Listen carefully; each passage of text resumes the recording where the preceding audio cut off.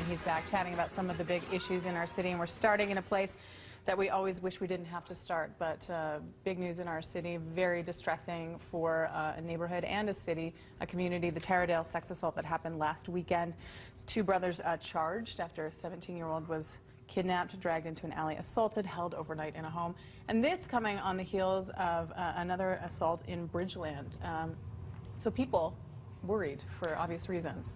Yeah, and I understand that. The one, it's everybody's worst nightmare, especially with the young lady at the bus stop when all this happened. The two are in custody, and obviously we're continuing the investigation. There's often people that will come up with all kinds of advice to people, and some of it's good advice, some of it's, well known. But the reality is, the victim never saw it coming. She didn't have a chance. And it's the way the community's responded, especially in Taradale, surrounding her, the victim, and bringing the community together, alerting people to the fact that it's always good to be vigilant, always watch out for each other, is something that's really important. But our heart goes out to the victim and to her family.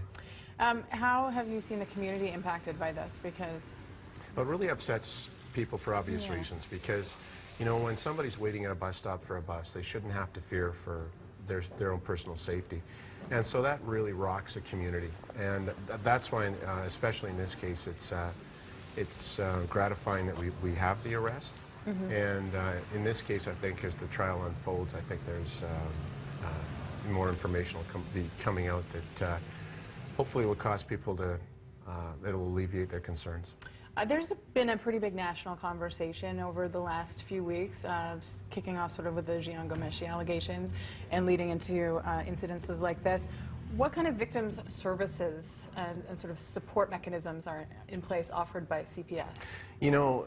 We have so much that's there, and I've been following the Gomeshi thing quite closely because so many people are coming forward and saying, I didn't feel confident in reporting this. I didn't feel I had the support of either the company or the police. In Calgary, we start with the Child Advocacy Center. If you're under 18 and the victim of a sexual assault, the program is all about wrapping around the victim. It's not like in the old days where you had to kind of wind your way through a complex system of different organizations that are designed for the folks in those organizations and not for the victim. So that's for our child abuse unit, incredibly well trained.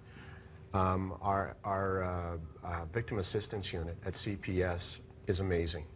It's a volunteer unit. Those people are extremely well trained. They connect with the victims, and they work with the victims and their families. And our officers, it's not like it was 25 years ago or 20 years ago or 15 years ago. They're extremely well trained. We work so closely now in teams, like the Child Advocacy Center, teamed up with social workers. With the victim assistance unit, they're trained to work with social workers and get people the counseling they need. And our investigators are incredibly well trained on how to deal with victims. So you are not going to get the response that so many people read about in some of the news articles coming out of the East. Okay, we have time very quickly for this, but I do want to get to it. Last week there was an international counter-radicalization conference here in Calgary. Was this an internal thing with CPS? Actually, we had international speakers, and we had people from the U.S. and all over Canada that attended. 177 people attended, and we had great speakers. It was amazing, the information we obtained. The purpose of this was to not only hear about what the root causes are, what's working successfully in other countries, in Europe particularly, for counter-radicalization, but to learn from it and apply it to what we're doing here. So the feedback was really, really excellent, hearing from people firsthand, including Mubin Sheikh, who was the agent that worked on the Toronto 18 and who grew up in Toronto and had some real great insights into what caused those young men to do what they did. How important is it for CPS and sort of the surrounding agencies to be proactive?